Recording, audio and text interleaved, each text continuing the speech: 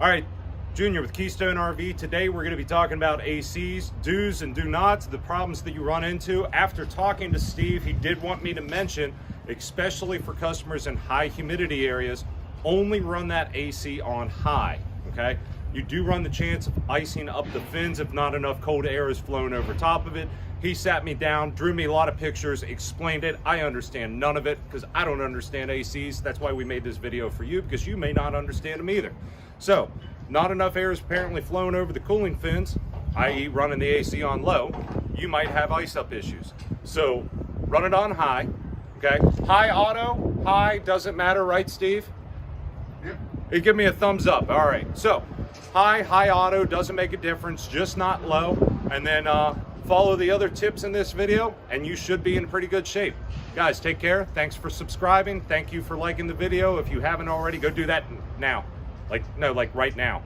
Right now. Hey guys, Junior with Keystone RV Center. Today we're going to be talking about ACs because it's about 105 degrees in this unit and we know we're going to start getting the calls here shortly. So let's go over some of the common questions we get on the phone and go over some of the mistakes that we see made.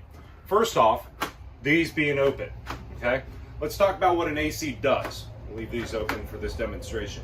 An AC removes heat from air, okay? Removes the heat from the ambient air. It doesn't actually produce cold air, it just makes the air that's in there cooler. So the problem is, as this blows out, goes up through the return vents, it's already taken some of that heat out. So it'll do a little bit at first, but long term, over trying to cool down the entire unit, doesn't really work. So we want to make sure these stay closed, so we're forcing the air through the ductwork throughout this unit, okay? That way the cool air is going to the extremities, pushing the warm air back to the middle, bringing it back, okay? Next thing, we need to make sure that we understand that it takes time for this thing to happen. We get this all the time. My AC at my house doesn't take this long.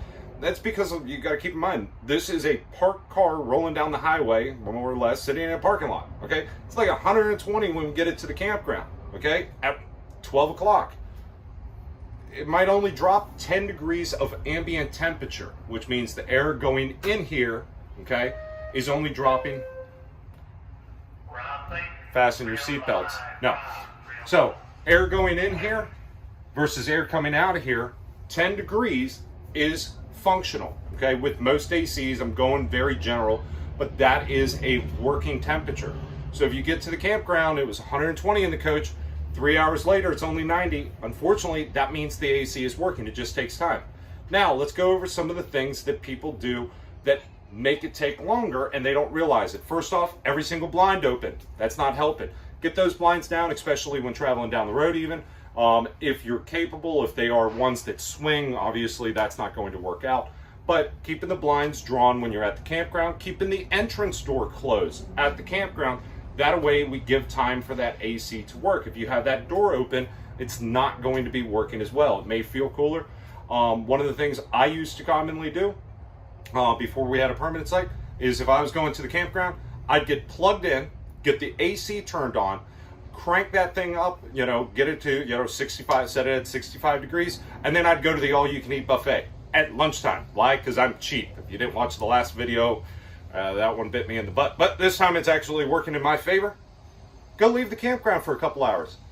Have your swimming suits and towels in a separate little bag right in the front storage compartment, flip-flops ready to go. That way when I come back from the buffet, I can go hang out at the lazy river for a few hours, okay? So go ahead and have a couple of Monster Energy drinks, or Cherry Cokes is what I drink now when I'm not on my diet.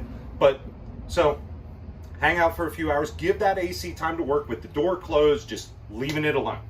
Works out great for me. But you have to understand, this device is awesome, but it takes time. The other thing you have to keep in mind, it depends on where you're sitting too. Backed into a nice little shady spot, awesome. If you are out in the open with no shade cover whatsoever, it is going to take it longer to work. How long will it take to work? Depends on the temperature outside, how much is going up. There's too many variants to really nail down an answer. But you have to understand that this does not just instantly drop it to 60 degrees in an hour. So just keep that in mind when you're going out camping this summer. Got to give that AC time to work. Now that you know this, you can have a plan for, hey, we're going to get to the campground. We're not getting there till 11:30, 12 o'clock. It's supposed to be 116 degrees that day. So here's an all-you-can-eat buffet we can go to. This place got a little lazy river, or we can go down the road to the water park, get that unit cooled down nice beforehand, leave the door closed, and you'll be good to go. Questions, comments, for a question. It's way too hot inside this unit with no AC on. I was going to run the AC, but then it's too noisy. Oh, maintenance on this particular one. Filter cover comes out. Filter comes out. Boom. Wash them. Wash them, wash them, wash them. How often should I wash them?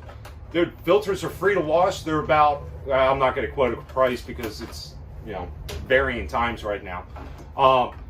Filters are relatively cheap compared to the cost of the AC. Replace the filters as needed. I personally wash my filters at the end of each weekend. I'll pop the screens down, and mine actually have to pull 4 screws out, drop it down, wash the filter, and I have a second one sitting on hand. I just have one big one instead of 2 little ones. But yeah, keep them washed, keep them replaced as needed, and then that'll hopefully keep your AC replacement down. Other things to do with your AC.